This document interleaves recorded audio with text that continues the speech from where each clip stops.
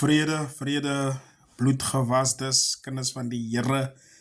Deur 'n hele jaar het die Here ons deurgedra. Hy het ons gehou, hy het ons gebewaar. Sy genade is vir ons meer as genoeg. Ons het gemisluk, ons het gefaal, ons het dinge gedoen, maar die Here het ons vergewe. Hy hou ons nog altyd en hy is nog besig om nog dinge te doen in ons lewens in. Ja, dierbares geliefdes. Nou ek is nie iemand, baie keer dink mense ek is snaaks, omdat ek volgens, as 'n mens jou skrifte lees en jy kry begrip van baie dinge, dan gaan jy begin te verstaan soos ek dinge begin te verstaan. By my, ek sien nie uit vir nuwe jaar, of ek sien uit vir die jaar gaat het jaar van deurbreek. Lewe reg met die Here elke dag. Van hy sê, hy wat op die Here wag, kry nuwe krag. En hy wat hom beoefen om elke dag te bely en te laat staan en te probeer om hom te sacrifice vir dit wat hy voorstaan en vergeet van homself en fokus op die mandaat dat dit gaan oor Christus Jesus. En nie wag vir oujaars aan om jou saak reg te maak nie. Maar Paulus sê in die woord van die Here, bekering is 'n moedsaak en bekering is elke dag.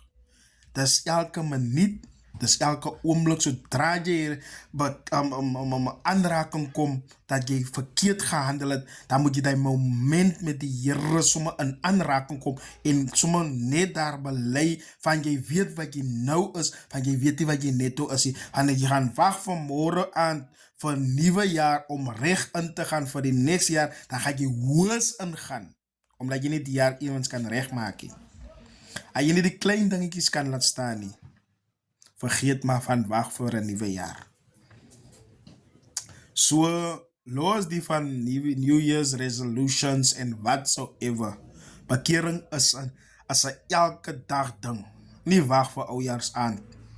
Of die Here gaat die jaar vir jou uitkom nie. Ons as Christene gaan lei tot ons eendag gaan sterwe. Van Jesus sê, hy wat my volg het 'n swaar saak gekies.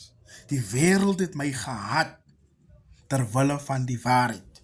Nou, ons wat vir die Here volg, vir Jesus hierdie naam groot maak, ons sal vervolg word, ons as sy disciples.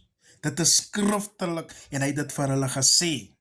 En ek glo daaraan ons moet die stryd te kan gaan, sodat ons op ons knieë kan bly en bidden kan bly, van ons elke dag geseën word en elke dag sal geld het en niks nodig het, dan is dit nie nodig om op jou knieë te gaan om die Here te kan aanbid nie.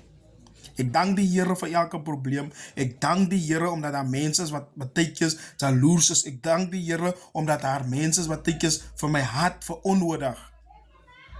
Dat gee vir my iets om voor te bid. Dat ek hoef nie te wag vir 'n nuwe jaar. Ek moet elke dag reg lewe. So los die New Year's resolution en ons fokus om elke dag te bekeer. Die Here seën.